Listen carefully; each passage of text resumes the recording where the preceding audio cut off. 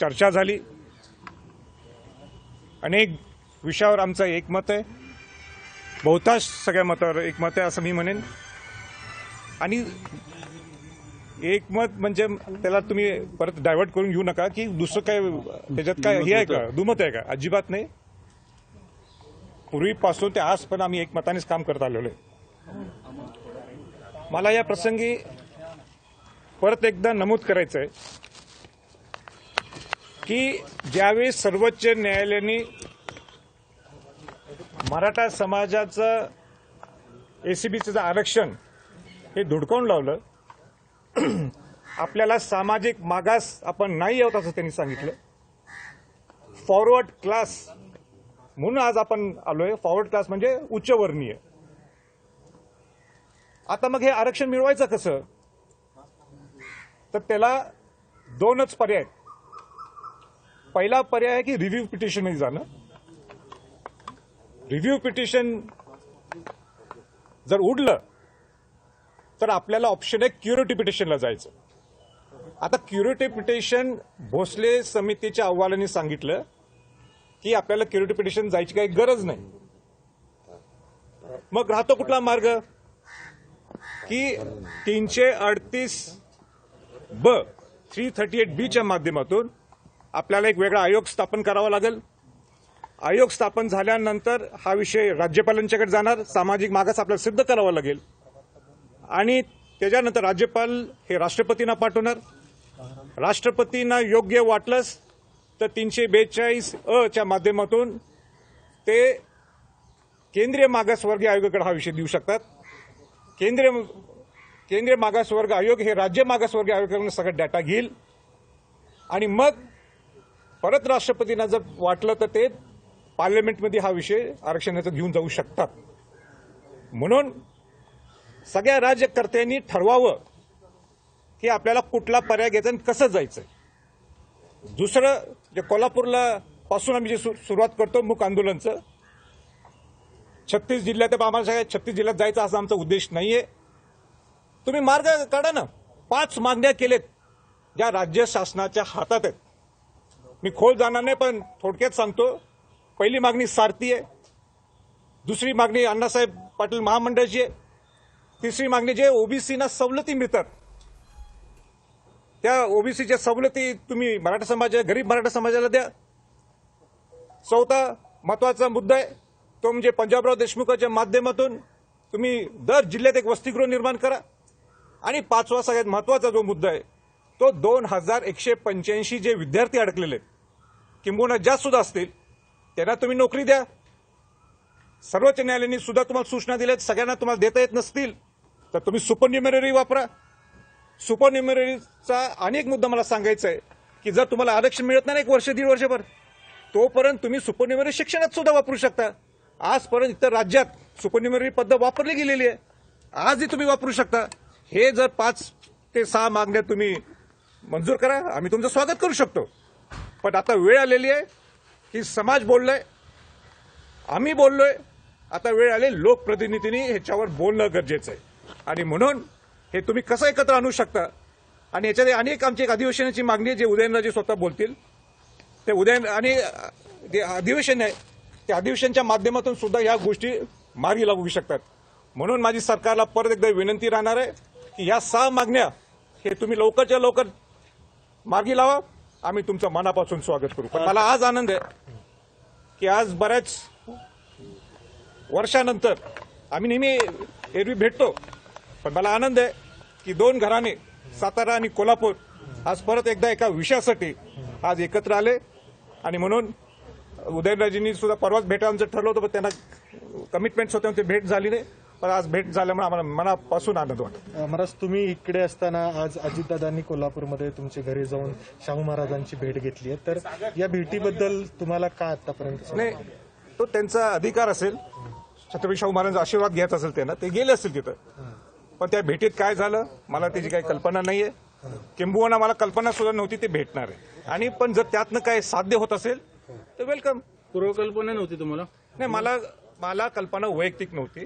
पण पॅलेसमधून मला कळालं होतं की अशाशी ते भेटायला येणार आहे. दादांचा तुम्हाला फोन झाला का? अजितदादांचा मला काही फोन आला नव्हता. महाराज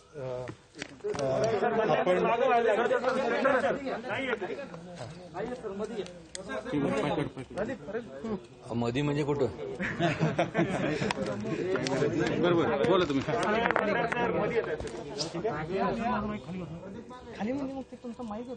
महाराज आज तुम्ही दोघं भेटता आहात आणि तुमच्या भेटींकडे सगळ्यांचं लक्ष आहे की या भेटीनंतर काय भूमिका मराठा आरक्षणाच्या संबंधात तुम्ही जाहीर करणार. पहिलं मला सर्वांना सांगावंसं वाटतं की आम्ही दोघं एकाच घराण्यातले.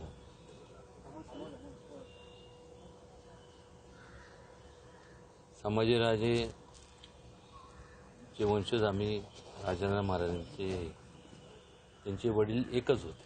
त्यामुळं इथं दोन घराण्यांचा काय संबंध येत नाही. विचारसुद्धा त्यांचे संभाजीराजेंनी जे विचार मांडले त्या विचाराशी मी सहमत आहे. त्यांनी जरा टेक्निकली मांडणी केली. पहिलं प्रथम प्रत्येकाने तुम्ही आम्ही सगळ्यांनी विचार केला पाहिजे की या देशाची पुन्हा फाळणी करायची का नाही, आणि करायची असेल तर त्या हिशोबाने आजचे जे राज्यकर्ते आहेत ते प्रयत्नशील आहे असं माझं मत नाही, माझा आरोप पण नाही, माझं ठाम मत आहे. कुठले, केंद्रातले का राज्यातले? राज्यातलं बोलतोय आणि ते केंद्राला पण लागू होतं, सगळ्यांनाच लागू, प्रत्येक राज्याला. मराठा विरुद्ध ओबीसी असा वाद लावला जातो. एक थांबना तू. तुम्ही बोलणार असेल तर मी थांबतो, तुम्हीच बोला ना. नाही बोला तुम्ही. 23 मार्च 94ला जे एखादा GR काढून जेव्हा तुम्ही आरक्षण देता वेगवेगळ्या समाजाला, त्यांचं रद्द करू नका ना. कोण म्हणते? GR काढून मराठ्यांना पण द्या ना. जर उद्या आज जसं संभाजीराजांचे माझे आहेत, तुमचे सगळ्यांचे, आपण कधी जातबीत कधी बघितली नाही. आज पण जाणवतं. काय जाणवतं? तर जे लहानपणाचे मित्र आहेत, कॉलेजमधले मित्र आहेत, ते आज बोलताना सुद्धा अंतर ठेवून बोलतात. ही दरार, ही दुफळी ही निर्माण करायचं कारण काय आणि कोण करते? हे राज्यकर्ते करतात. समाजाचा याच्याशी काही संबंध नाही. जर ह्यांना करायचं असतं राज्यकर्त्यांना, मग आमदार असतील, खासदार असतील, त्यात माझा सुद्धा समावेश आहे, यांचा सुद्धा, संभाजीराजांचा. तर व्यक्तिगत स्वार्थासाठी ना संभाजींनी किंवा मी, आम्ही दोघांनी कधी असं दुफळी निर्माण होईल असं काही कृत्य केलं नाही. त्यामुळं आंदोलन हे ते करण्यापेक्षा कोर्टात काय होणार? जर करायचं असतं, द्यायचं असतं, त्यांनी मागच दिलं असतं. यांची इच्छाशक्तीच नाही, यांची इच्छाच नाही. यांना फक्त राजकारण करायचं. एवढे व्यक्ती केंद्रित हे लोक सगळे राजकारणी झालेत, हे सगळे आमदारांनी. माझं जर ठाम मत आहे की आज ह्याच्यामुळं जर मोठ्या प्रमाणात जर उद्रेक झाला तर ह्याला जबाबदार ते असणार आहे. त्यावेळेस ना उदयनराजे ना संभाजीराजे किंवा कोणी त्यांना थांबवू शकणार नाही. किंबहुना आम्ही दोघं आडवे पडलो तरी आम्हाला सुद्धा, आमच्यावरती सुद्धा घणाघात हल्ला करायला कमी पडणार नाही. ते म्हणतील तुम्ही आता बाजूला थांबा. अशी वेळ येऊन देऊ नका. आणि वेळ येणार आहे ही कोणामुळं? मी नेहमी सांगत आलो की जर थोडं म्हणजे आपण वर्तमानचा विचार, वर्तमानमध्ये वागतो, पण भूतकाळचा थोडं काय घडलं त्याचा सुद्धा विचार केला पाहिजे. कोणामुळे आणि कशा करतात ह्याचा आणि ह्याचा मेळ घातला तरच आपण भविष्यकाळात वाटचाल करू शकतो. काय झालं त्यावेळेस जेव्हा VP सिंग हे पंतप्रधान होते, मंडल आयोग केला.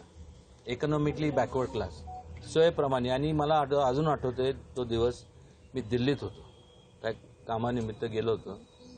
रस्त्यावरती प्रो आणि अँटी मंडल हे एकामेकाला भोक्साभोक्सी आणि लोकांना पेटवापेटी करत होते, जाळत होते एकामेकाला. याला कारणीभूत कोण?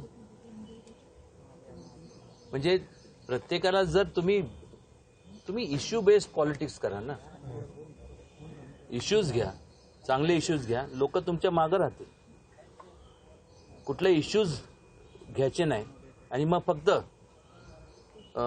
करायचं काय, तर हा समाज आपल्याला निवडून यायचा आहे ना, तर मग ह्या समाजाला आपण दुःखमाप द्यायचं, त्यांना हे द्यायचं, ते द्यायचं.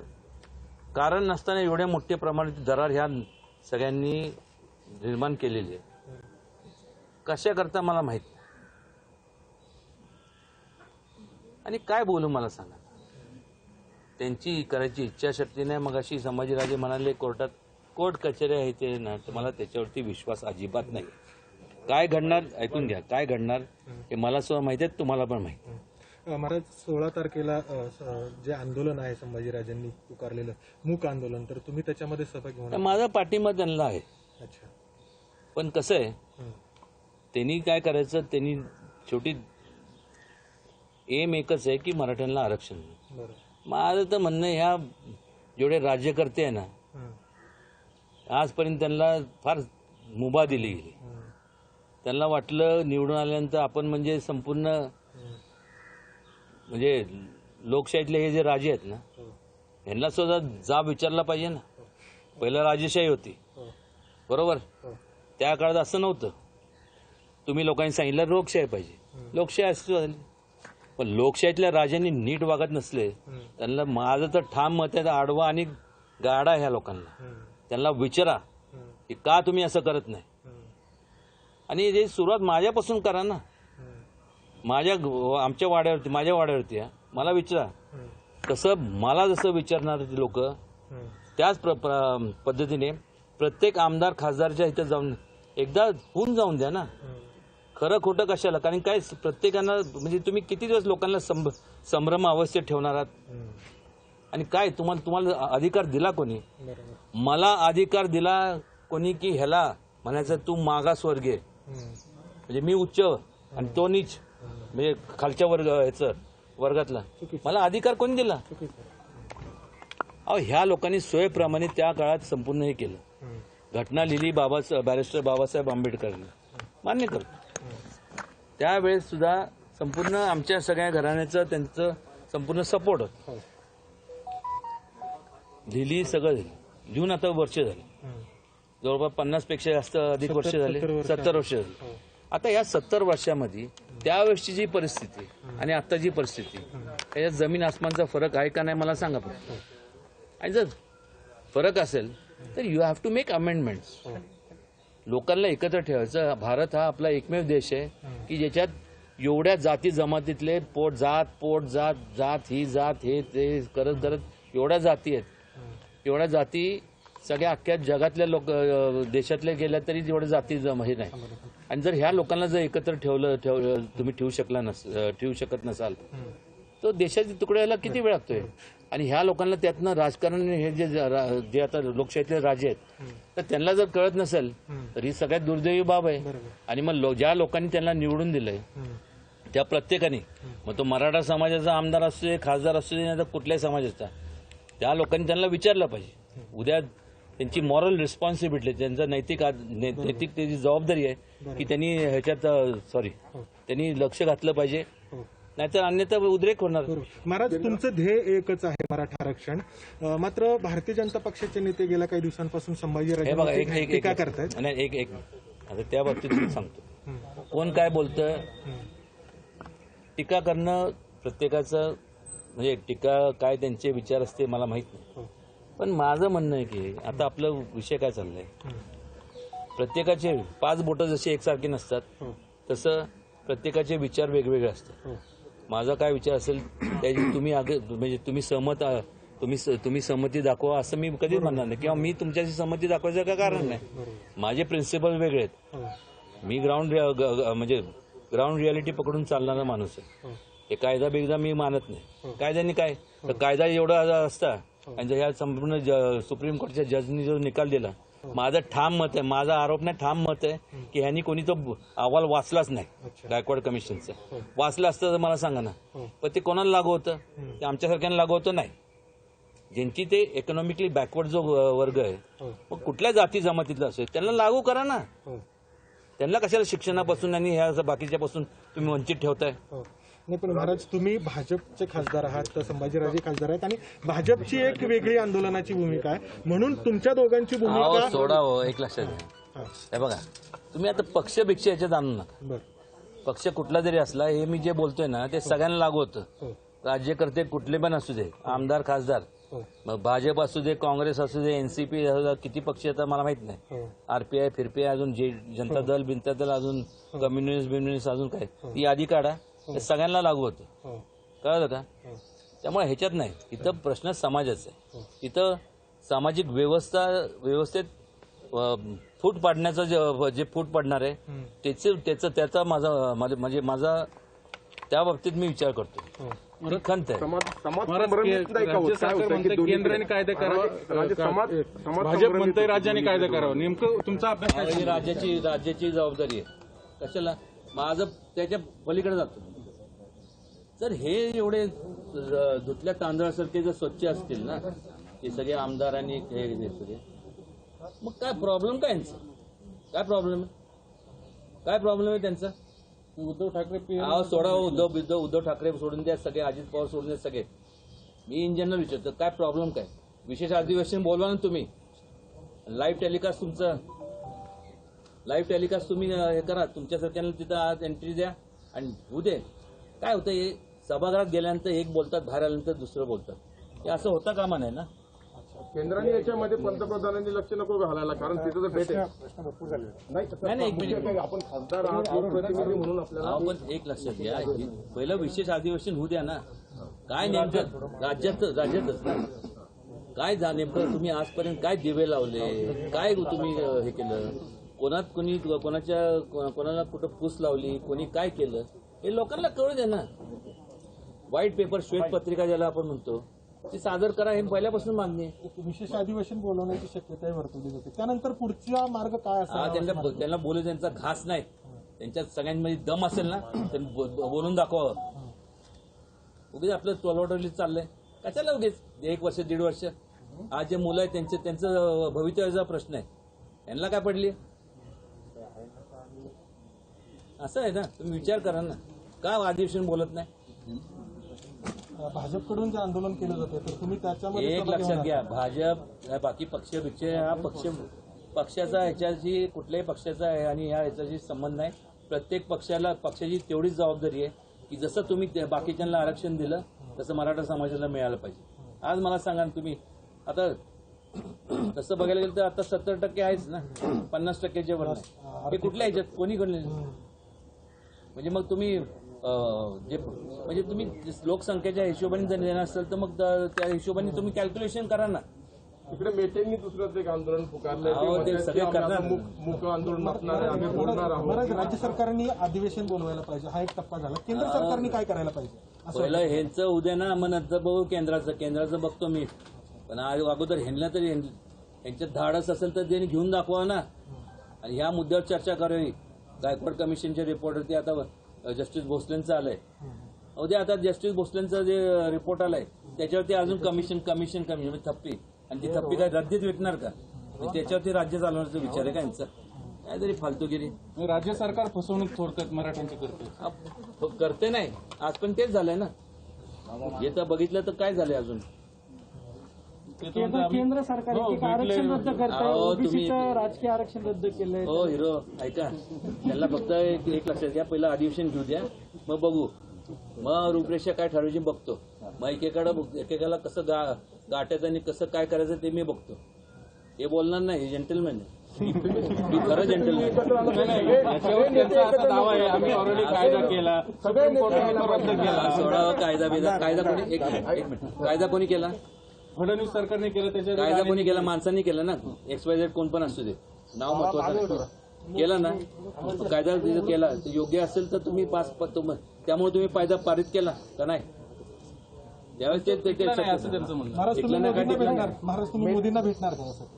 का आरक्षणाच्या मुद्द्यावर संभाजीराजेंनी भेटण्याचा प्रयत्न केला होता, पण ती झाली नाही. तुम्ही मोदींची भेट त्यांना मिळाली नाही. तुम्ही दोघंही भेटणार का एकटे? तुम्ही चुकीचं इंटरप्रेट करायला लागलाय. नाही मंदार, तुम्ही चुकीचं इंटरप्रेट करायला लागलाय. नरेंद्र मोदी आजपर्यंत मी ज्यावेळी अपॉइंटमेंट मागितलेली आहे त्यांनी लगेच 1 ते 1.5 दिवसात अपॉइंटमेंट न चुकता देतात. पण समाजासाठी प्रश्न मागितल्यामुळं त्यांना ती अडचण दिसत असल्यामुळे किंवा कोविडचा जो असेल म्हणून त्यांनी टाळली असेल, पण त्याचा अर्थ तुम्ही वेगळा काढू नका. नाही, महाराज सांगितलं होतं. नाही, नाही, महाराज सांगितलं होतं पत्रकार परिषदेमध्ये. तुमचे हे प्रश्न, तुमच्या प्रश्नाचे उत्तर अनेकदा मी दिलेले आहे. परत कशाला थोरल्या महाराजांना प्रश्न होता. आणि असे चांगले ऐका ना, कोल्हापूरला तुम्ही सहभागी होणार त्यांच्या आंदोलनात? पाठिंबा तर आहे, तुम्ही दिलायच आहे. तुमचा वेळ जात नाही म्हणून आलं बोला. आणि कसं आहे, तुमच्या माध्यमातून संपूर्ण हे लोकांपर्यंत पोहोचण्याचं काम तुम्ही केलं पाहिजे. आता यू सी द रिपकशन्स आणि त्याच्यात जे ड्रास्टिक खूप संवेदनशीलता आहे या मुद्द्यावरती. मराठा समाजातील तरुणांना तुम्ही काय सांगू इच्छिता? कारण खूप वर्ष झालं हे सगळं चालू आहे, अनेक भरती प्रक्रिया रखडलेली आहे. कोणी ऐकणार नाही माझं आणि यांचं पण ऐकणार नाही, दोघांचं ऐकणार नाही. लवकरात लवकर त्यांनी अधिवेशन बोलावं, नाही तर ना त्यांचं काय खरं नाही. कारण की लोक ऐकणार नाही. शेवटी ज्याला झळ पोचते त्याचं तिथं लोक शेवटी कसं आहे आत्महत्या करायला लागले. 22 वर्षाची मुलं आत्महत्या करतात. उद्या काय विचार करणार आपण? कशाला त्यांना संपू ना, संपू आहे पुढाऱ्यांना. करत नसतील तर संपून टाका ना. तरुणांच्या मनामध्ये प्रश्न आहे की प्रश्न तोच आहे. कोणता झेंडा घेऊ, संभाजीराजेंचा की मेटेंचा? कोणाचा घेऊ नका, शिवाजी महाराजांचा घ्या. तुम्ही प्रश्न विचारा. नाही नाही, एक कोणाचा घेऊ नका. तुम्ही परवाचा विचारला प्रश्न, हा प्रश्न चुकीचा आहे. जे ते आंदोलन करतात ना त्यांच्या शुभेच्छा आहेत, पण 2 माणसांना कुठेही अशी तुलना केली हे काय बरोबर नाही. संभ्रम निर्माण होतो. नाही, कसला संभ्रम? आपले आपण जर एकत्र आला तर तसे सगळे नेते एकत्र आले तर समाज एकच नाही, शिवाजी महाराजांनी जो स्वराज्याची स्थापना करताना जो झेंडा घेतला तोच घ्यायचा. चला, थँक्यू. यावेळी उदयनराजे बोलत होते. पुण्यात संभाजीराजेंनी उदयनराजेंची भेट घेतली. मराठा आरक्षणावर दोन्ही नेत्यांमध्ये चर्चा झाली. मराठ्यांना आरक्षण द्या ही एकच मागणी आहे आणि आरक्षणासाठी विशेष अधिवेशन बोलवावं अशी मागणी देखील यावेळी करण्यात आली. आरक्षण रद्द झाल्यानंतर पहिल्यांदाच दोन्ही राजे एकत्र आले होते. मराठा आरक्षणावर दोन्ही नेत्यांमध्ये चर्चा झाली आणि चर्चेअंती विशेष अधिवेशन बोलावण्याची मागणी करण्यात आली.